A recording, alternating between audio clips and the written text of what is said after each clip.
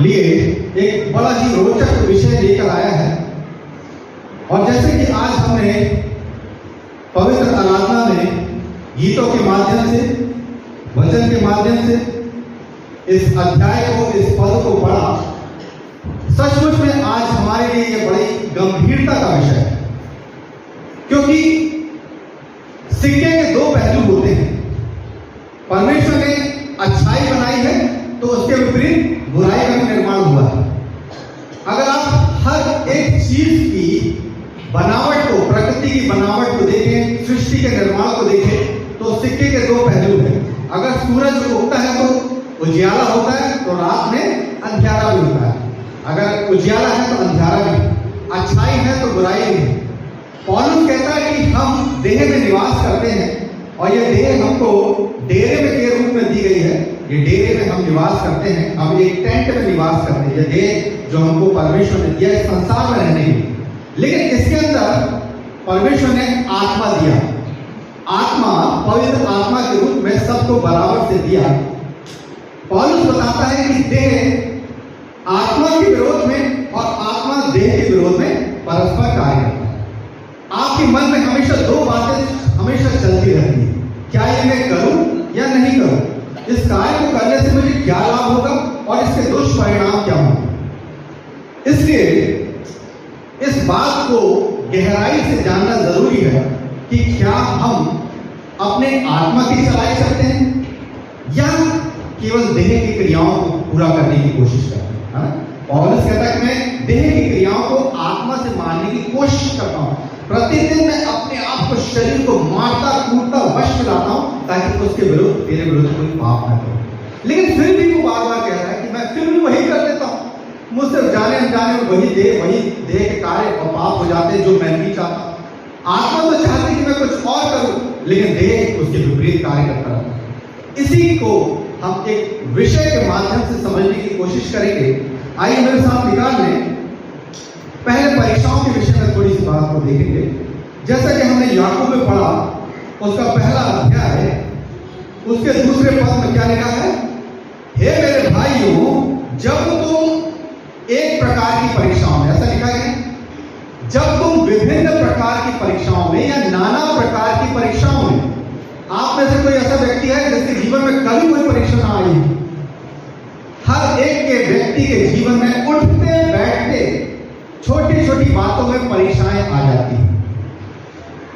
अभी हम जिस युग में और जिस परिवेश में रह रहे हैं, जिस वर्तमान परिस्थितियों का सामना कर रहे हैं कि नाना प्रकार की परीक्षाएं व्यक्तिगत रूप से तो हम झेलते हैं, अब हम मसीह समाज में भी सामूहिक रूप से उस परीक्षाओं को झेल रहे हैं। कैसे? मसीह का सताव प्रारंभ हो गया है, कलीसियाओं का सताव प्रारंभ हो गया है। अब हम केवल अपने शरीर का दुख नहीं उठाते, अब हम जब मसीह का प्रचार करते हैं तो मसीह के कारण भी, उसके नाम के कारण भी हमको दुख उठाना पड़ता है। क्योंकि प्रभु यीशु मसीह ने क्या कहा था? लोग मेरे नाम के कारण तुमसे बैर रखेंगे, तुमसे घृणा करेंगे, तुमसे नफरत करेंगे, तुम्हें गलत गलत एलिगेशन लगाकर, गलत गलत कारणों से दोषारोपण करके आराधनालयों में सौंपेंगे नहीं, घसीटेंगे। और मत्ती में क्या लिखा? मत्ती जब पहाड़ी देश को खत्म करते हैं कि धन्य है वे, धन्य है वे, धन्य वे, आखिर में क्या कहता है?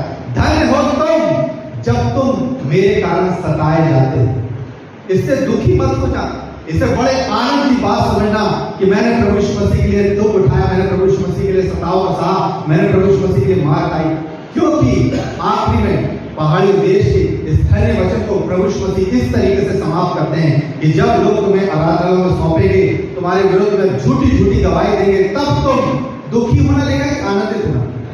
तब तुम आनंदित होना, अपनी जगह उछल जाना, क्योंकि स्वर्ग में तुम्हारे लिए बड़ा प्रतिफल।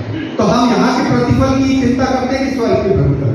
हमें स्वर्ग का प्रतिफल चाहिए जो हमारे लिए रखा गया है। यहाँ छोटी छोटी बातों के कारण, अरे मैं बाहर निकलूंगा या निकलूंगी, प्रचार करूंगी, प्रभु के वचन को लेके जा रहे, कहीं सताव ना आ जाए, कहीं मुझ पर कोई विपत्ति ना आ जाए। इस छोटे छोटे कारण से और छोटे से भय के कारण हम परमेश्वर की महिमा करने से रुक जाते हैं। हालेलुया। तो यहाँ पे उसका जो दास है, प्रभु यीशु मसीह का सबसे चेलों में से खासम खास याकूब यहाँ पे कह रहा है कि जब तुम नाना प्रकार की परीक्षाओं में पढ़ो, इसे पूरे आनंद की नहीं कि थोड़े से आनंद की, पूरे आनंद की बात समझो, क्योंकि तुम्हारे विश्वास के परखे जाने से धीरज उत्पन्न होता है। जैसे जैसे आपका विश्वास परखा जाएगा, आप उसमें परिपक्व होते जाएंगे। आप में क्या उत्पन्न होगा? पेशेंस, धीरज। कैसे प्रभु यीशु मसीह धीरज रख लेता था, जबकि उसको मारा जा रहा था, उस पर एलिगेशन लगाए जा रहे थे, उस पर थूका जा रहा था, उसको थप्पड़ मारे जा रहे थे, वो कैसे धीरज के साथ चुप रहा? क्योंकि वो उसके 33 साल के जीवन में उसका विश्वास परखा जा चुका था। देखिए, दो प्रकार के विश्वास होते हैं। एक होता सामान्य विश्वास, मैंने किसी बात का विश्वास किया, मैंने प्रभु यीशु मसीह पे विश्वास किया, मेरे घराने ने विश्वास किया और मेरे घराने ने उद्धार पाया, हम प्रभु में आ गए। ये हो गया सामान्य विश्वास। किसी व्यक्ति को मैंने कुछ अमुक राशि दी और उसने उसका यूटिलाइज करके समय से मुझे वापस लौटाया, मेरे को उस व्यक्ति पर विश्वास हो गया। लेकिन परखा हुआ विश्वास क्या? सामान्य विश्वास अपनी जगह है, दुनिया विश्वास में चलती, आशा में चलती कि फलाना व्यक्ति मेरे से जो लिया है वो मुझे लौटा देगा या मैं उसका कर्जा वापस कर दूंगा। ये मेरा विश्वास है।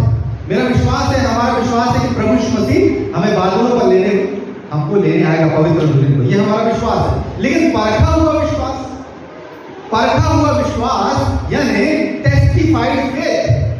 There is a difference between faith and testified faith. परखा हुआ विश्वास, जब हम जिंदगी की दौड़ भाग में चलते हैं, ठोकर खाते हैं, गिरते हैं, संभलते हैं, फिर से उठते हैं और उस बात के लिए प्रति हम सजग हो जाते हैं कि फलाने व्यक्ति के द्वारा मुझे ठोकर लगी थी, इस कारण से मैं परेशानी विपत्ति में आया था, अब आगे को ये काम नहीं करूंगा। ये है परखा हुआ विश्वास। अब हम उस विश्वास में परखे गए हैं। हमारा प्रभु यीशु मसीह में रहना, मसीह जीवन जीना एक विश्वास है। लेकिन जब उसको हम लेके चलते हैं, उसके वचन को, कलाम को लेके चलते हैं, और जब लोग हमें परखते हैं, जब हम तिरस्कार होता है, जब हम सताव सहते हैं, गिरते हैं, उठते हैं, संभलते हैं, पौलुस कहता है ये हमारा परखा हुआ विश्वास। और ये परखा हुआ विश्वास धीरे धीरे हमारे जीवन में क्या उत्पन्न करता है? धीरज को उत्पन्न करता है। अब इसी बात को प्रभु यीशु मसीह का एक और फेवरेट चेला क्या बोल रहा है? पतरस। किसी के पेज पलटाइए, 2 पेज, पतरस के पत्री शुरू हो जाएगी, पेज नंबर 323। पहला पतरस, उसका पहला अध्याय, 6 पद कोई पढ़ ले भाइयों में से, बहनों में से। यस,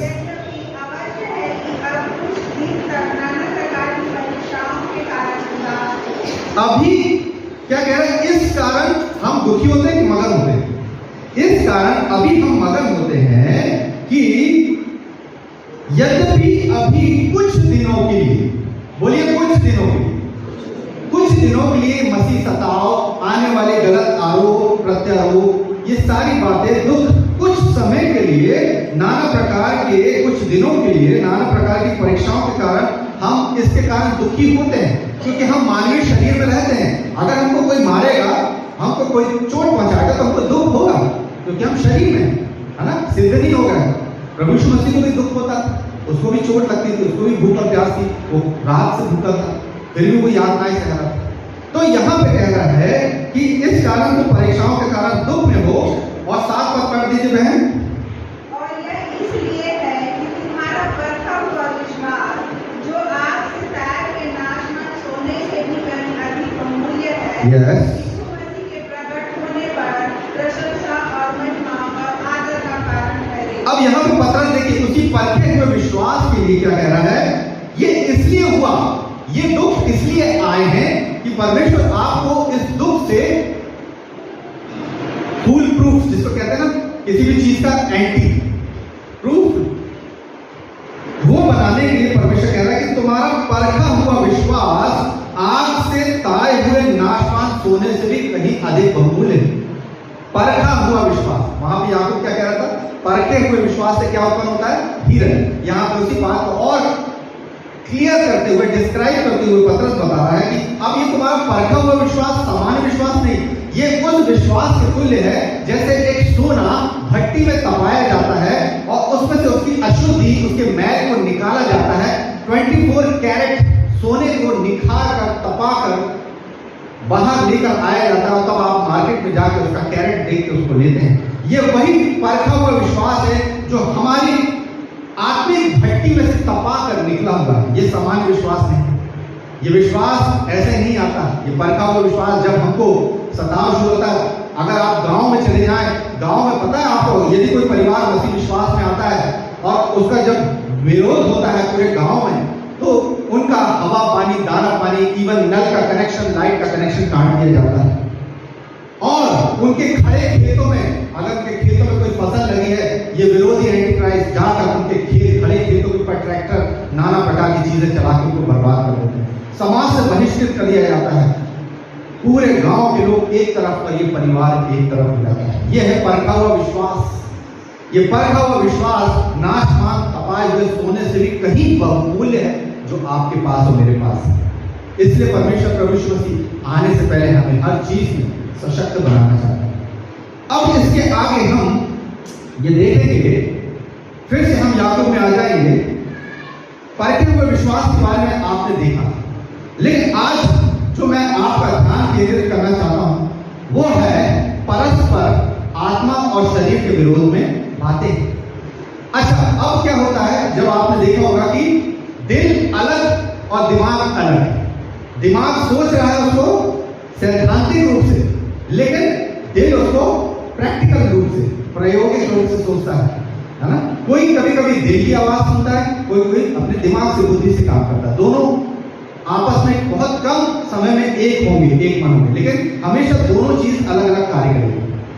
अभी उदाहरण के लिए अगर आप यहाँ पे बैठे हैं, हमने आत्मा की तैयारी के लिए गीत गाए, हम वचन पे गए, पदों को पढ़ा और इस समय को प्रभु की उपस्थिति के लिए सौंप दिया कि प्रभु के दास को अपने गाढ़े अभिषेक से मस्ता कर, प्रभु का दास अपने बुद्धि से नहीं पर आपकी आत्मा से होकर बातचीत कर। लेकिन अभी क्या हो रहा है, अभी आत्मा और देह दोनों विरोध में है, प्रतिक्रिया कर रहे हैं, क्योंकि आपका दिमाग अभी चर्च छूटने के बाद उसके आने वाले कार्यों के लिए लगा हुआ है कि अभी हमें, खासकर बहनों को, अभी हमें जाके घर में दिन का खाना भी बनाना है, भाइयों को अगर कोई काम से है, कोई काम छूट गया उस काम को भी करना है। तो अभी भी अगर हम प्रभु की उपस्थिति में बैठे तो हमारा दिमाग कहीं और है।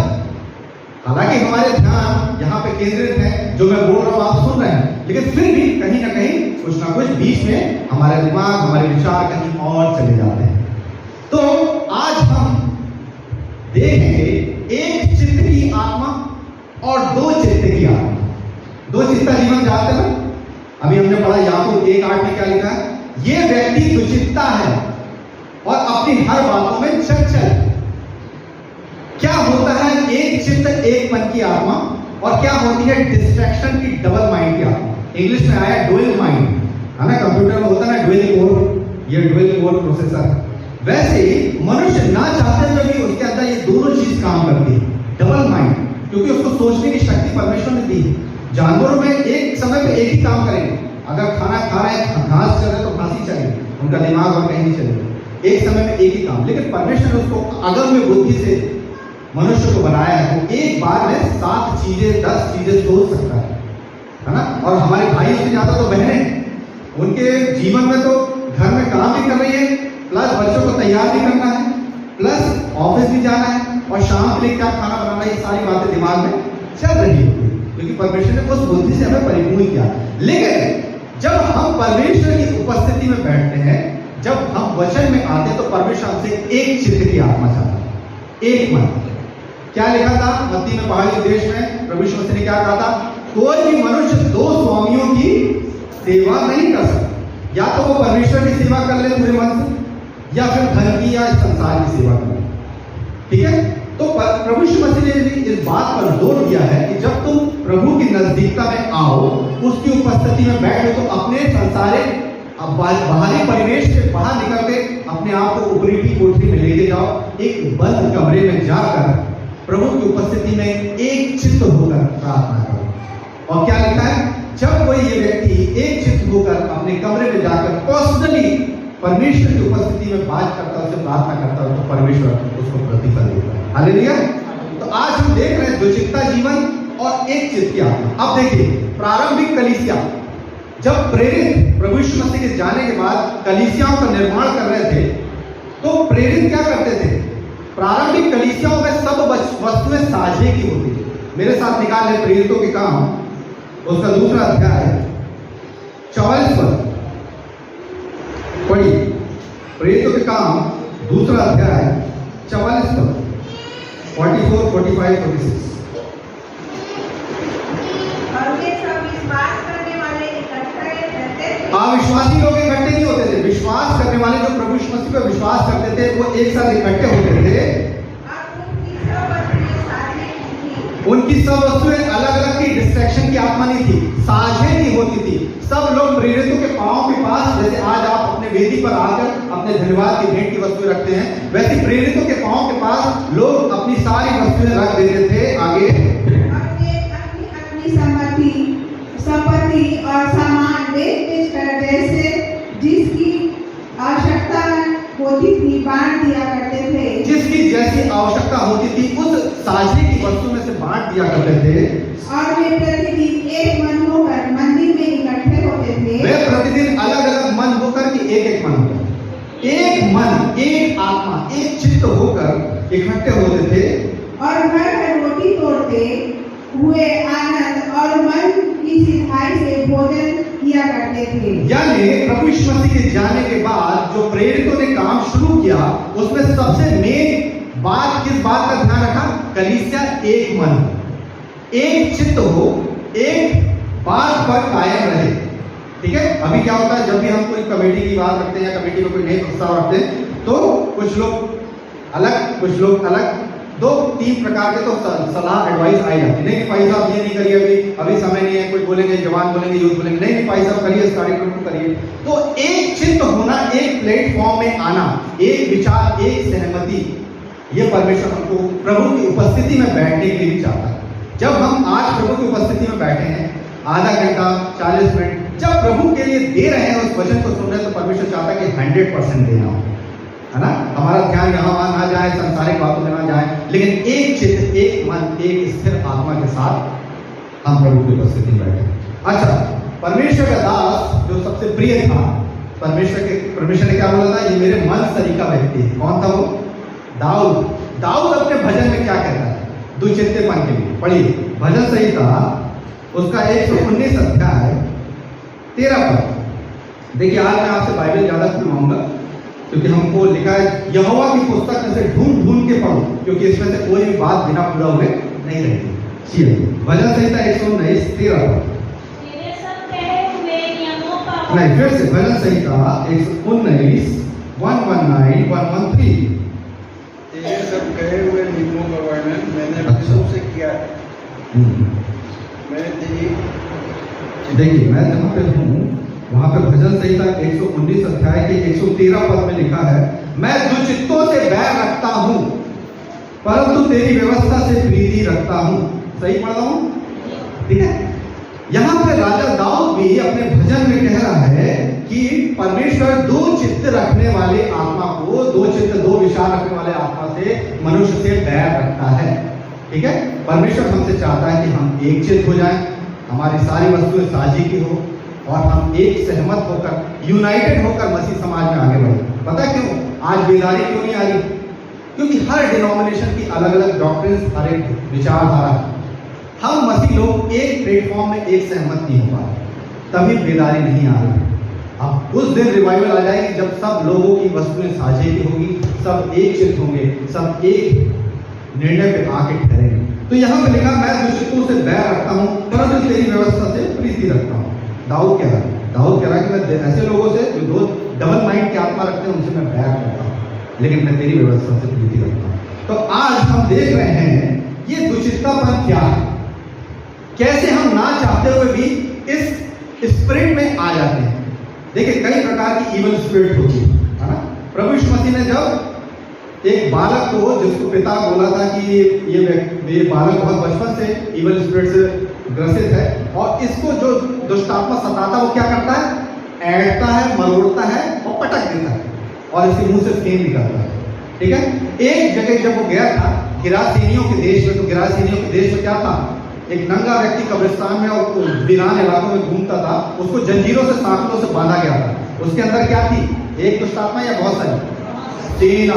बोले तू कौन है? बोले मैं सेना। तो ईवल स्पिरिट, दुष्ट आत्मा जो अलग अलग प्रकार की होती है, ठीक है, वो सेना के रूप में भी काम करती है, वो एक व्यक्ति को सिंगल रूप से भी सताती है। और लिखा है कि मरियम नाम की जो थी स्त्री, उसमें 7 दुष्ट आत्माएं थी, प्रभु यीशु मसीह ने उनको झेला और दुष्ट आत्माओं को निकाला, ठीक है। अब एक और आत्मा दुष्ट आत्मा होती है, वो होती है अनक्लीन स्पिरिट। बोलिए अशुद्ध आत्मा। अशुद्ध आत्मा ये डिफरेंट काइंड ऑफ स्पिरिट है, ठीक है। ये आपसे वैसे पाप नहीं कराएगी, आपसे विचारों में पाप कराती है, अशुद्ध करती है।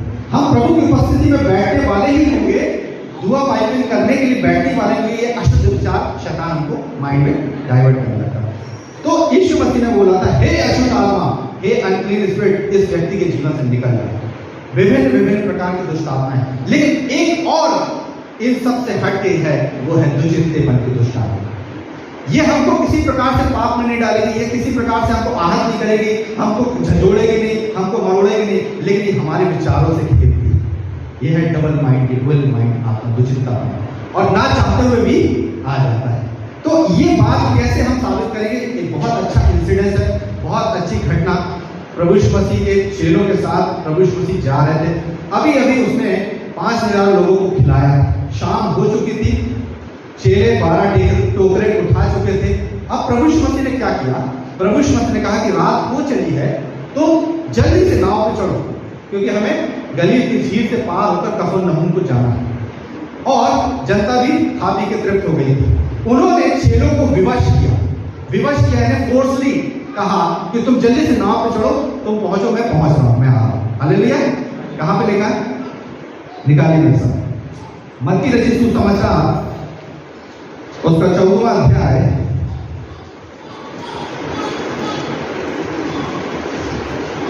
16 पद पढ़िए। यीशु ने उससे कहा, उनका जाना अवश्य नहीं, सॉरी मत्ती रचित सुसमाचार 14 का 27। यीशु ने तुरंत उससे बातें की और कहा, ढांढस हो, मैं हूँ, डरो मत।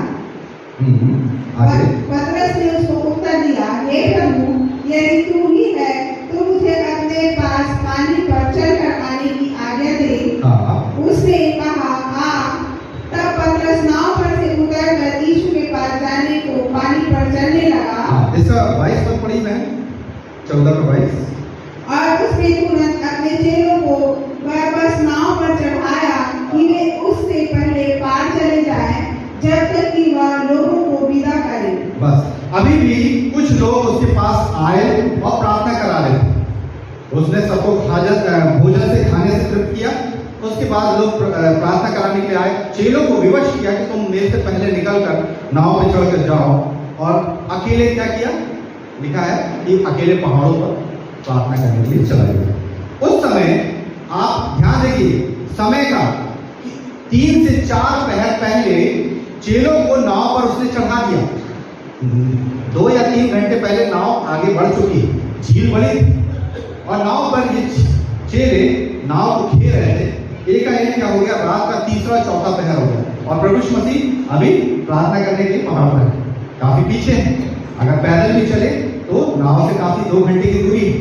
लेकिन लिखा है कि 3रे पहर 4थे पहर 25 पद में यीशु रात के 4थे पहर पर झील पर चलते हुए उनके पास आया।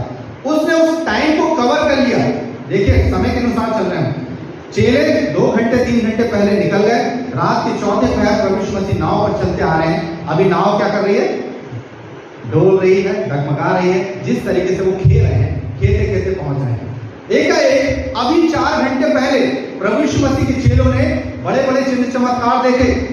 2 मछली और 5 रोटी से 5000 को खिलाना देखा, बड़े बड़े चिन्ह चमत्कार को, मिरेकल्स को होते हुए देखे। लेकिन अभी भी उनके मन में क्या है? संदेह। और देखकर कि रात के समय पानी में कौन चल सकता है, कहा ये तो भूत है।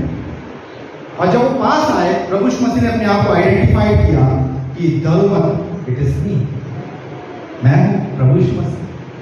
तब भी पतरस कह रहा है कि यदि, क्या कह रहा है? यदि प्रभु तू ही है तो क्या मुझे आज्ञा दे, पानी पर चलकर तेरे साथ आना चाहता। देखिए प्रभु यीशु मसीह अगर उस इंसिडेंस में अकेले पानी पर चलते तो सब कोई कह सकते थे वो तो खुदा का बेटा है, उसके पास नेचुरल सुपर नेचुरल पावर थे, इसलिए वो पानी पे चला। लेकिन क्यों? क्योंकि प्रभु यीशु मसीह ने उससे पहले चेलों को बताया था कि जो काम मैं करता हूं यदि मुझ पर विश्वास करोगे तो मुझसे भी बढ़कर करो। तब इस बात को पूरा करने के लिए पतरस को कहा आ, यस कम शो। जैसे प्रभु यीशु मसीह पतरस कह रहा कि क्या मैं पानी पे चल के तेरे पास आऊं, तो बोले ठीक है आ जा, क्योंकि इस बात को बताना चाहता था जो मैं कर सकता हूं, पानी पे मैं चल सकता हूं तो तुम भी चल सकते हो। हालेलुया, हर एक विश्वासी चल सकता है। लेकिन बात बीच में क्या आ गई? संदेह। जब तक हम अपनी जीवन रूपी नैया में, जीवन की नहरों में, जीवन की लहरों में जब तक हम सीधा प्रभु यीशु मसीह को देखते हैं, जब तक हम एक चित्त की आत्मा होती है, जब हमारा ध्यान केवल प्रभु यीशु मसीह पे होता है, सब कुछ स्मूथ चलता है। लेकिन जैसे ही हमारे ध्यान को शैतान भटकाने की कोशिश करता है, बड़ी बड़ी लहरें, बड़ी बड़ी विपत्तियां, परिवार की बड़ी बड़ी जिम्मेदारियां, कठिनाइयां जब सामने दिखने लगती है, बोलियत जब बड़ा दिखने लगता है, तो हम उस लहरों में डूबने लगते हैं। हालेलुया। यहाँ पे प्रभु यीशु मसीह ने एक विचित्र बात कही। हर जगह पतरस को नाम लेके पुकारा था। जब प्रभु यीशु मसीह, आपको वो घटना याद है जब वो कैसरिया फिलिप्पी में गया तो चेलों से कहा तुम मुझे क्या कहते हो? कोई बोलता यूहन्ना भविष्यवक्ता देने वाला, कोई बोलता आने वाला मसीहा, आने वाला एलिया भविष्यवक्ता तू ही है। तो पतरस से बोलता तुम मुझे क्या कहते हो? तो बोले तू जीवते परमेश्वर का पुत्र मसीह है। Oh hallelujah.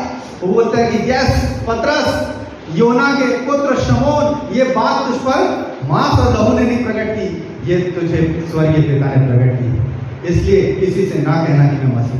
हर जगह पतरस को नाम लेके पुकारा, हे योना के पुत्र शमौन उठ, अब तू अब से क्या पकड़ने वाला बनेगा? मछली पकड़ने वाला नहीं, मनुष्यों को पकड़ने वाला बनेगा। हर जगह शमौन को, पतरस को नाम लेके पुकारा कि अब से तू शमौन नहीं, अब से तू पत्थर कहलाएगा। पत्थर, पत्थर यानी पतरस, पीटर, इस पे अधोलोक के फाटक प्रबल नहीं होंगे। तो देख इस पत्थर में मैं अपनी कलीसिया बनाऊंगा। तो यहाँ पे क्या हो गया? यहाँ पे पतरस को नाम लेके क्यों नहीं पुकारा प्रभु यीशु मसीह ने? यहाँ पे क्या कहा है? पढ़िए 30 पर 31 पढ़ दीजिए। यीशु ने तुरंत हाथ बढ़ाकर उसे थाम लिया और उससे कहा, हे अल्पविश्वासी, तूने क्यों संदेह? यहाँ पे नाम लेके नहीं पुकारा, हे पत्थर, हे पीटर, हे पतरस, तूने संदेह या अविश्वास क्यों दिखाया? हे अल्पविश्वासी। अल्पविश्वासी के लिए एक शब्द आया है कि तूने क्यों संदेह किया। उसको ग्रीक में बहुत अच्छे से समझाया गया। हिंदी बाइबल में तो खैर संदेह कर दिया कि तूने क्यों डाउट किया। Why do you have doubt?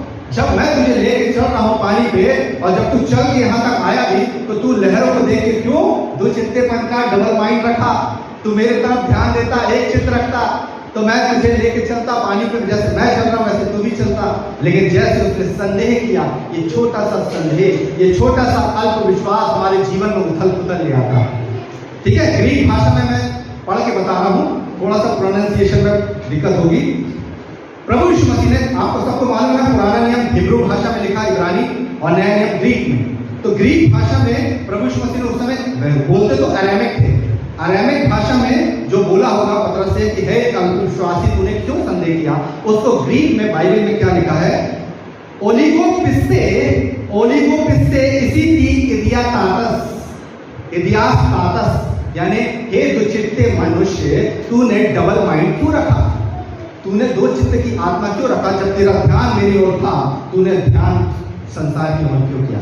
तो दुचित्तेपन को, डबल माइंड को इंग्लिश में कहा गया है एडिस्तासस। एडिस्तासस अगर आप लिखना चाहें तो लिख सकते हैं, और ग्रीक में भी, नेट में भी आप सर्च कर सकते हैं। यहाँ पर प्रभु यीशु मसीह का कहने का तात्पर्य था कि जब तक पतरस एक चीज प्रभु यीशु मसीह की ओर ताके हुए था, तब तक वो भी मिरेकल में चल रहा था, उसकी उपस्थिति में चल रहा था। लेकिन जैसे उसने संसार की ओर देखा और वो डूबने लगा। हे अल्पविश्वासी, तूने क्यों संदेह किया? हमारे जीवन में भी हम ना चाहते हुए भी ये छोटा सा संदेह, छोटा सा अविश्वास हमारे जीवन में आ जाता है, और हम ना चाहते हुए भी डुअल माइंड की आत्मा हमारे जीवन में काम करती है।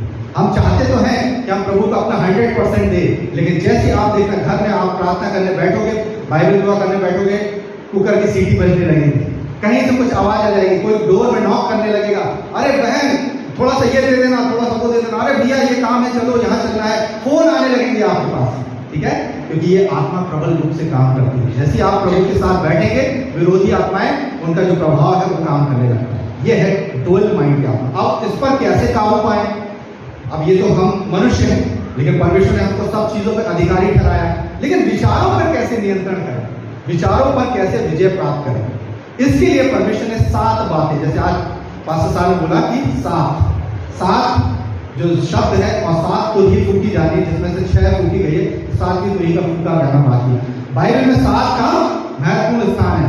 परमेश्वर ने दिन कितने बनाए? 7। 7वें दिन विश्राम किया।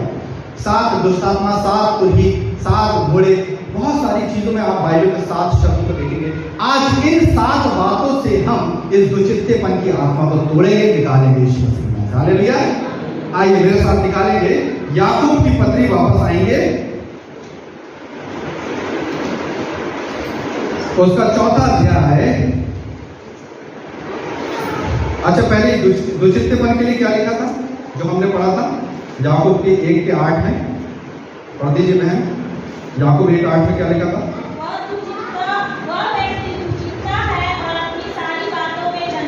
और ऐसा मनुष्य क्या ना समझे, 7 पर, ऐसा मनुष्य यह ना समझे कि मुझे प्रभु से कुछ मिलेगा। देखिए क्या होता है, हम प्रभु की उपस्थिति में बैठते हैं, जल्द समाप्त करेंगे, लेकिन एक मन रखना, एक चित्त रखना, बस हम उसमें बिल्कुल फाइनल उसमें आने वाले हैं। जब ये मनुष्य ये ना समझे कि मुझे प्रभु से कुछ मिलेगा। देखिए हमने बहुत प्रार्थना की, फास्टिंग रखी, उपवास किया, ठीक है, लेकिन क्या हो रहा है? रिजल्ट नहीं आ रहा। अब हम प्रभु से दोष आरोपण करने लगते, प्रभु को बोलते लगते कि प्रभु मैंने 40 दिन फास्ट रखा, मैंने इसके लिए इतनी प्रार्थना की, लेकिन तो उसका परिणाम, उसका रिजल्ट मुझे पॉजिटिव व्यू में क्यों नहीं दे रहा? ऐसा मनुष्य ये ना समझे कि मुझे प्रभु से कुछ मिलेगा, क्योंकि ये व्यक्ति दुचित्ता है और अपने मन में स्थिर नहीं है, चंचलता है, वो इधर भी हिल रहा, उधर भी हिल रहा। अच्छा, होता क्या है? 6 पद में लिखा है कि ऐसा मनुष्य संदेह करके कुछ ना करे, क्योंकि संदेह करने वाला समुद्र की लहर के समान है, जो हवा से बहती और उछलती है। आपने समुद्र को बहुत कम समय में शांत देखा होगा, लेकिन शाम के समय में ज्वार भाटा आता है, लहरें उठती है, और समुद्र में लहरें ऊपर भी जाती, नीचे भी आती है, उछलती है। हमारे विचार भी कभी भी एक मन एक स्थिर नहीं होगा। जैसे हम स्थिरता में लाने की कोशिश करते हैं, तो हमारे विचारों पर शैतान उछालता है हवा में, लहरों के समान। कभी ये विचार आने लगेंगे, कभी वहीं से, कहीं यहाँ से नेटवर्क आने लगेगा, कहीं यहाँ से विचार आने लगेंगे। आपने वो देखा होगा कि विचारों में आप स्थिरता कैसे आ जाती है, ठीक है? जब भी हम कुछ काम करने की कोशिश करेंगे, विचार कहीं और भागेंगे, काम कुछ और आ जाएंगे सामने, जो चीजें नहीं याद होती वो याद आने लगती है। ठीक है ना, प्रैक्टिकली बोल रहा हूं। तो इफिसियों में क्या लिखा, पढ़िए पहले, इफिसियों 4:14। कभी कभी हमारे जीवन में बड़े बड़े प्रचारक, अच्छे प्रचारक और अच्छे बोलने वाले आते हैं, सामर्थ्य से बोलते हैं, मैं उनकी बुराई नहीं कर रहा हूँ, लेकिन होता क्या है, हमें विश्वास है हम कितना स्थिर हैं और हमारे प्रभु यीशु मसीह में हमारा विश्वास कैसा है। यहाँ पे पौलुस बता रहा है इफिसियों की कलीसिया को 4:14, ताकि हम आगे को बालक ना रहे, हाँ। जो मनुष्यों की ठग विद्या और चतुराई से उसके भ्रम की युक्तियों के और उपदेश के हर एक झोंके के उछाले और इधर उधर घुमाए जाते हो। जैसे आपको सुनने में आता है अक्टूबर में कन्वेंशन होने वाली है, प्रभु का बड़ा दास आ रहा है, हमारा विश्वास क्या, हमारे प्रभु का दास, प्रभु का विशिष्ट दास जो यहाँ से 52 रविवार बोल रहे हैं, क्या वो सामर्थ्य नहीं? क्या हम उतने विश्वास में परिपक्व हैं कि अभी भी बालक है? यहाँ पे पौलुस बता रहा है कि आगे को हम मसीह शिक्षा में बालक ना रहें। आज हम क्या करते हैं, आत्मिक दूध की, निर्मल दूध की लालसा करते हैं, लेकिन परमेश्वर बोला कि आप तो विश्वास में पक्के हो गए, परिपक्व हो गए हो, ठीक है? ऐसा ना हो कि कोई उपदेशक आए और भ्रम की युक्तियों से और उपदेश के झोंके से तुम्हें इधर उधर उछाले। कभी हम इस चर्च चले गए, कभी हम उस कलीसिया चले गए, कभी वो वाला वचन अच्छा लग रहा, प्रभु का दास आया तो चलो हम उस कलीसिया में चले जाते हैं। इधर उधर जो छोटे विश्वास हैं वो उछाले जाते हैं, हालेलुया। लेकिन जो विश्वास में स्थिर है वो अपनी कलीसिया में स्थिर बना रहता है, ठीक है? तो परमेश्वर हमको पौलुस के माध्यम से बताना चाह रहा है, एक चित्त की आत्मा, नॉट डुअल माइंड की आत्मा। जहां भी हो, अगर आपको ये कलीसिया दी गई है, ये आपकी माता कलीसिया, तो आपको प्रभु यहीं पे उद्धार देने की ताकत रखता है। ऐसा नहीं कि मैं कहीं और चला जाऊंगा और वहां जाकर एक बड़ी कन्वेंशन, बड़ी मीटिंग अटेंड करूंगा और प्रभु का दास उस पर हाथ रख देगा तो मैं वहां पर मुझे उद्धार मिल जाएगा। जीवन वही रहेगा, कुछ नहीं बदलेगा। सिर्फ हमारा विश्वास कि हम वहां चलते हैं, वहां दुआ करा देते हैं, वहां हाथ रख देते हैं, वहां प्रार्थना करा देते हैं, होगा कुछ नहीं। जहां 2 या 3 मेरे नाम से इकट्ठे बैठते हैं, मैं उनके बीच में मौजूद होगा। परमेश्वर ने अलग अलग नहीं दिया है, किसी को 2 किलो दे दिया, किसी को 200 ग्राम, किसी को 2 ml, है ना, कि मेरे पास तो पवित्र आत्मा की सामर्थ नहीं है, मेरे पास प्रार्थना करने की ताकत नहीं है। उस प्रभु के दास को भी उतनी ही सामर्थ दिया और आपको भी उतनी ही सामर्थ दिया। आपके प्रार्थना करने से भी लोग चंगे होंगे, आपके प्रार्थना हाथ रखने से भी लोग जरूरत होंगे। लेकिन हे अल्पविश्वासी, तुमने क्यों संदेह किया, क्यों एदियातातस क्यों किया?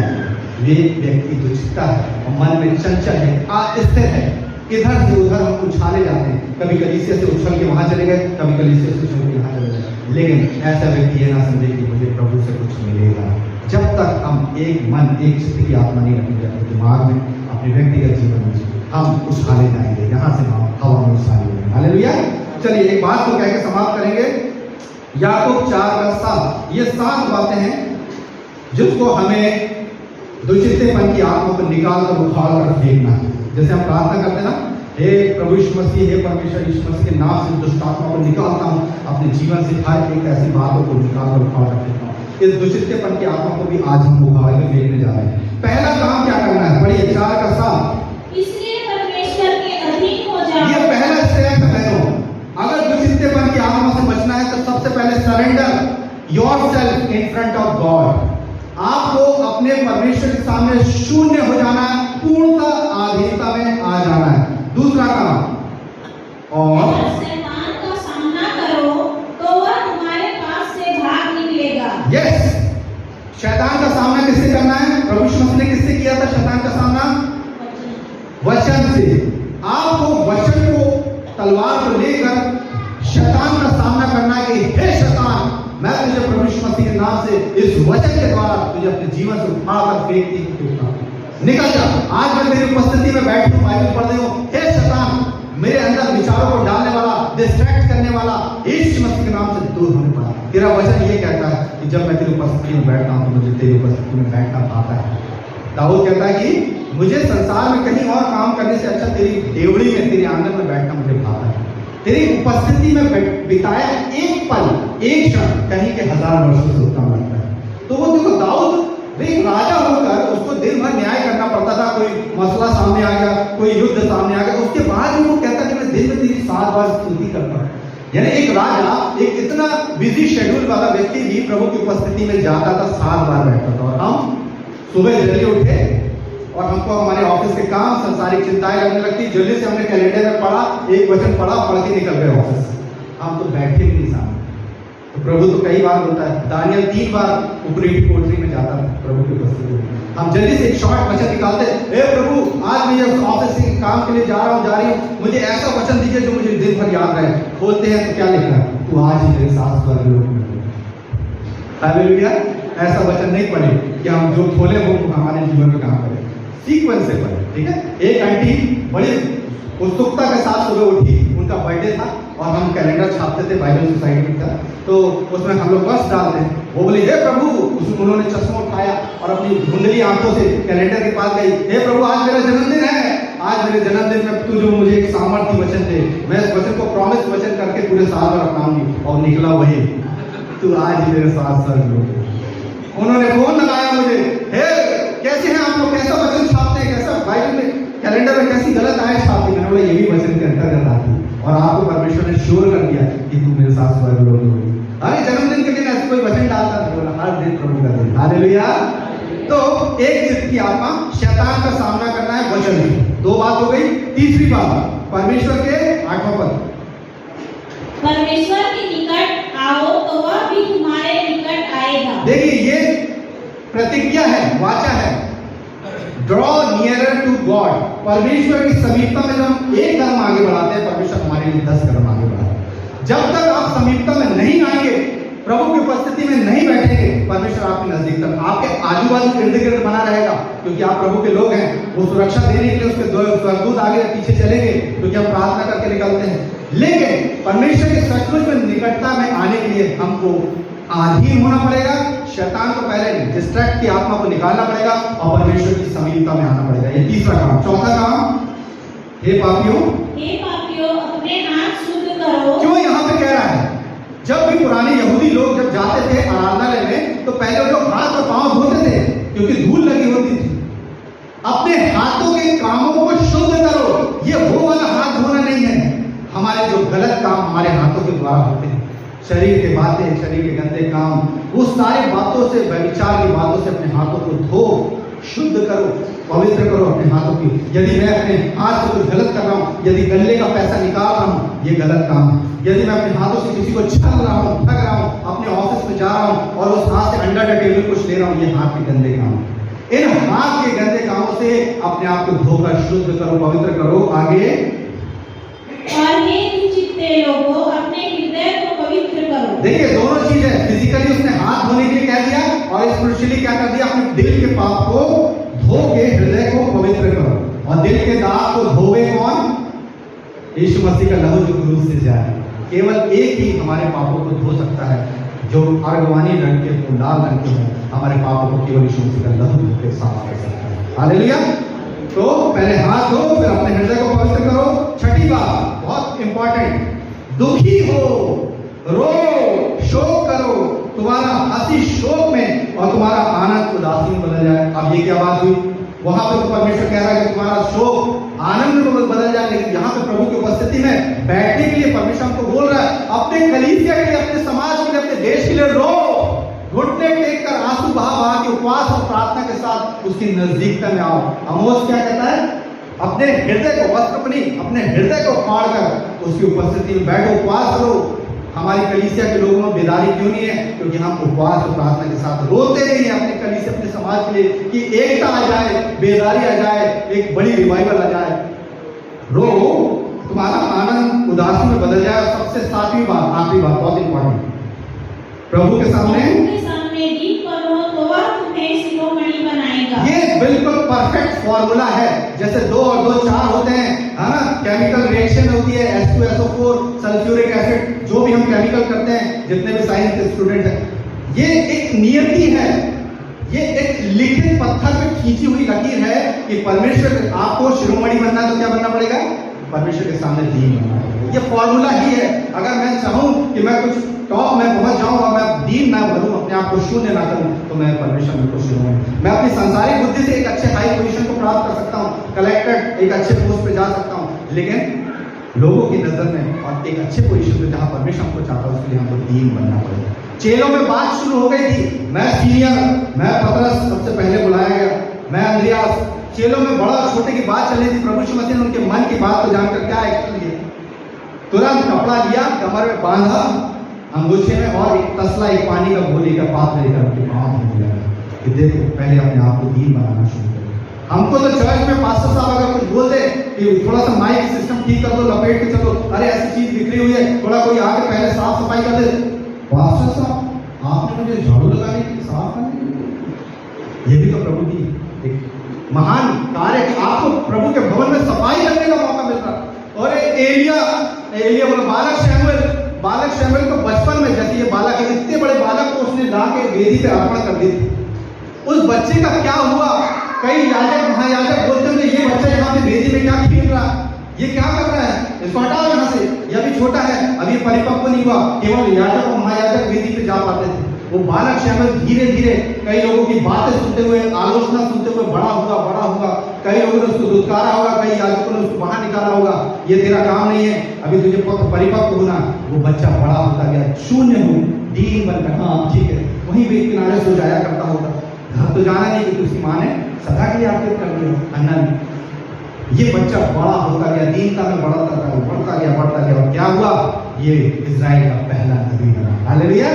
तो हम सोचते हैं कि हमको सीधे टॉप पोजीशन मिल जाए, नहीं, परमेश्वर पहले निखारता है, कसता है, कसौटी पे घसेगा, घिसेगा, फिर धीरे धीरे आप वेदी की सेवा में आएंगे, धीरे धीरे यूथ से और परिपक्व होंगे, फिर आपको परमेश्वर लाखों लोगों के सामने खड़ा करेगा। हालेलुया।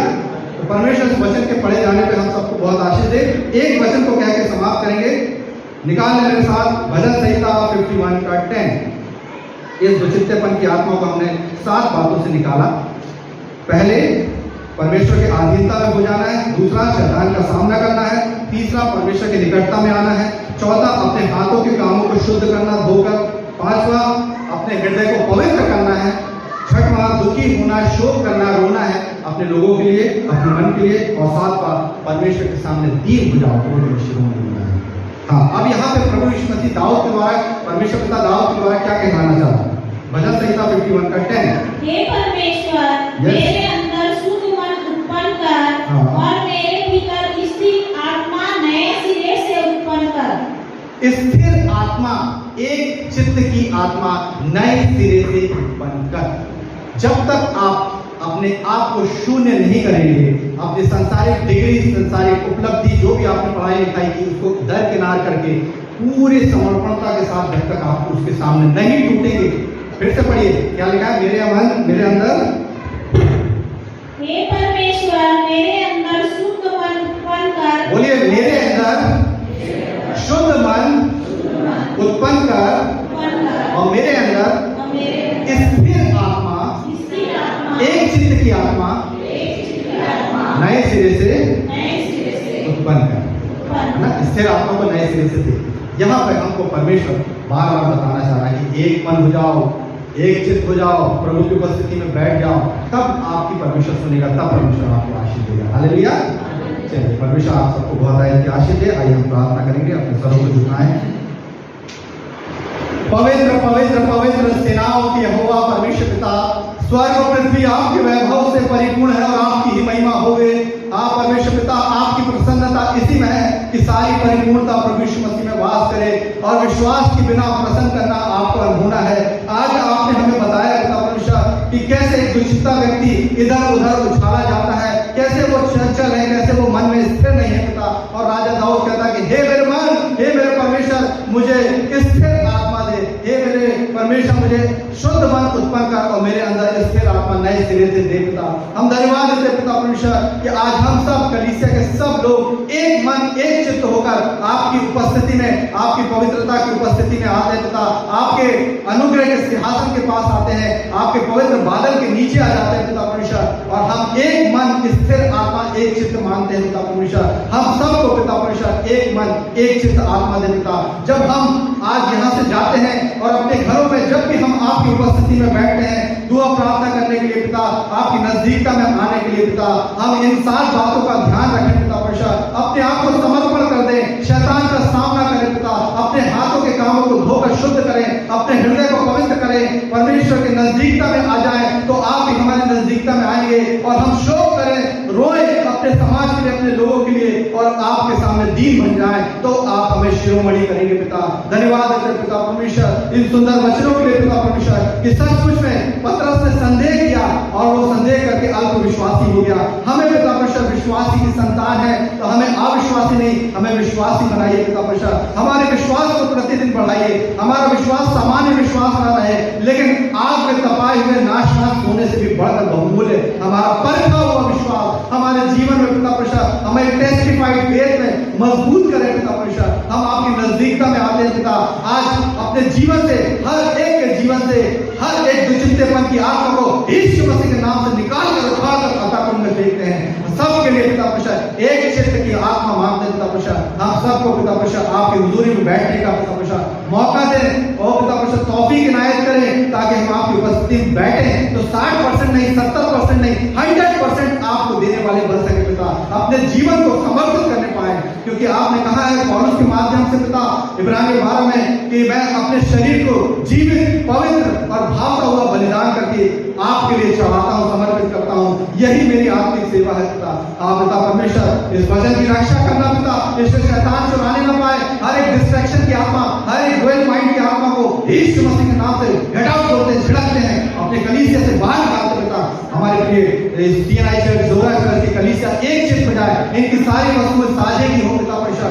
और यहाँ पे प्रभु के अभिषेक दास में प्रार्थना करते पिता परमेश्वर, हमारे प्रिय पास्टर अब्राहम दास सर के लिए पिता परमेश्वर, उनके पूरे परिवार के लिए, जब उनकी सानिध्य में ये कलीसिया चलाई जाती पिता, हर एक कलीसिया के बड़े बुजुर्ग, जवान, बच्चे, बहनें, सब लोग एक मन होकर यहाँ पे आराधना करने पाए, क्योंकि आपने कहा है अवश्य है कि मेरे आराधक आत्मा और सच्चाई से मेरी आराधना करें पिता। आप डबल माइंड के दुष्ट व्यक्ति को, लोगों को नहीं चाहते, आप उससे बैर करते पिता। इसलिए कि यहाँ पे जब लोग कलीसिया के लोग आते हैं संडे को तो डबल माइंड की आत्मा लेकर नहीं, एक चित्त आत्मा लेकर आए पिता, और दीनता और हलीमता के साथ आए, एक मन होकर पिता सब लोग एकजुट होकर यहाँ पे प्रार्थना करें। तब आपने कहा यदि मेरी प्रजा के लोग एक चित्त एक मन होकर प्रार्थना प्रार्थना करेंगे तो मैं स्वर्ग में से सुनकर तुम्हारे पाप अपराध क्षमा करूंगा और तुम्हारे देश को, तुम्हारी कलीसिया को जो का त्यों कर दूंगा। यीशु मसीह के नाम से हम घोषणा करते हैं पिता प्रसाद, आने वाले समय में इस जोरा सीनाई चर्च की कलीसिया से एक बड़ी बेदारी निकलने पाए पिता प्रसाद, एक बड़ी रिवाइवल निकलने पाए पिता, जिसमें जिस बात की कमी घटी है पिता प्रसाद, आपने कहा यदि किसी की बुद्धि की घटी है तो बुद्धि को मांगे, मैं तुम्हें बिना उल्लंघना के दूंगा। इस कलीसिया में आत्मिक जीवन की कमी है तो हम आत्मिक जीवन की उन्नति को मांगते पिता प्रसाद, हर एक जीवन में पिता प्रसाद पवित्र आत्मा के गाढ़े अभिषेक की घोषणा करते पिता, हर एक जीवन में पिता प्रसाद आपका पवित्र आत्मा काम करे, क्योंकि आपने कहा है अंत के समय में हर एक प्राणी पर नहीं, मैं हर प्राणी पर पवित्र आत्मा उड़ेलूंगा। तुम्हारे जवान दर्शन देखेंगे, तुम्हारे बेटे बेटियां भविष्यवाणी करेंगे और तुम्हारे बुजुर्ग तुम्हारे पुराने स्वप्न देखेंगे। तो आज हम प्रार्थना करते हैं इस कलीसिया के हर एक बड़े बुजुर्गों को, हर एक पुरानियों को पवित्र आत्मा का गाढ़ा अभिषेक देना पिता प्रसाद, हर एक जवान दर्शन देखने लगे, हर एक बहनें, हर एक भाई लोग पवित्र आत्मा से परिपूर्ण हो जाए और हर एक पवित्र आत्मा से भरकर दान और दानों से भर जाए। इनके बच्चे लाखों लोगों की भीड़ के सामने प्रचार करेंगे, इनके कलीसिया के लोग जाएंगे गांव गांव और बहुत सी आत्माओं को बचाएंगे। हर एक घुटना झुकेगा, हर एक जीवन विकार करके कहेगी कि प्रभु यीशु मसीह आप ही सच्चे खुदा हैं। जैसे पेंटिकॉस्ट के दिन पवित्र आत्मा आग के समान उतरा था, वही पवित्र आत्मा की आग इस कलीसिया पे आ उतरे पिता, हर एक पवित्र आत्मा से परिपूर्ण हो जाए, हर एक दान और दानों से भर जाए, हर एक बच्चे पिता अन्य भाषा में बातें करने लगे। ओ लिखा सारा बात चीके तेरे रिहंदर बाबा शंदर बाबा ओ शंदोरी चखाने का तो छोरी मामा को माल भोग कोठरे लास्टवा लवड़ो शिकरेटे लिखा सारा बात रिहंदर बाबा ओ शांता माथा रांता दी के तेरे शोको तोर रिहंदर। ये समय है पवित्र आत्मा से भर जाने का, इसलिए हर एक पर आज मैं पवित्र आत्मा उड़ेलता हूं यीशु मसीह के नाम से। कलीसिया के हर एक बड़े बुजुर्गों, जवानों पर, बच्चों पर, प्रभु के अभिषेक दास के परिवार में आज पवित्र आत्मा बल से आवश्यक। धन्यवाद पिता परमेश्वर सारी बातों के, हम इस विशेष धन्यवाद देते हैं सुंदर संगति के लिए पिता परमेश्वर, और अपने देश के प्रार्थना करते पिता, जबकि आपने पिता हमें कहा है कि मैं असंभव को संभव करने वाला यहोवा ये परमेश्वर हूं। हमें विश्वास है पिता इस भारत देश को आप बदल रहे पिता, और इस गवर्नमेंट में रहते हुए पिता, बीजेपी की सरकार रहते हुए आप मसीहत को बढ़ा कर दिखाएंगे पिता, हर एक लोग भारत के समान बहेंगे, हर एक घुटना झुकेगा, हर एक जीवन विकार करके कहेगी कि प्रभु यीशु मसीह आप सच्चे खुदा पिता। हमारा सीएम, हमारा पीएम कोई भी हो, हमारा राजा यहोवा है और हमारे राष्ट्रपति प्रभु यीशु मसीह आप हैं, और जिन्होंने आपकी ओर दृष्टि की, उन्होंने ज्योति पाई, उनका मुंह कभी काला नहीं हुआ। इस कलीसिया को आप बढ़ाने जा रहे पिता प्रसाद, आपने कहा एक छोटे से छोटा 1000 हो जाएगा और सबसे दुर्बल सामर्थ्य जाति बन जाएगा। ये छोटे छोटे में डर, क्योंकि परमेश्वर को भाया है कि परमेश्वर तुझे अपना राज दे। इस कलीसिया के लोग देश विदेश में जाएंगे, प्रचार करेंगे, बहुत सी आत्माओं को बचा के लेके आएंगे। धन्यवाद सारी बातों के लिए। आपके आने से पहले ये कलीसिया पाक पवित्र दुल्हन के रूप में आपके सामने खड़े होने की योग्य पाएगा। धन्यवाद पिता सारी बातों के लिए।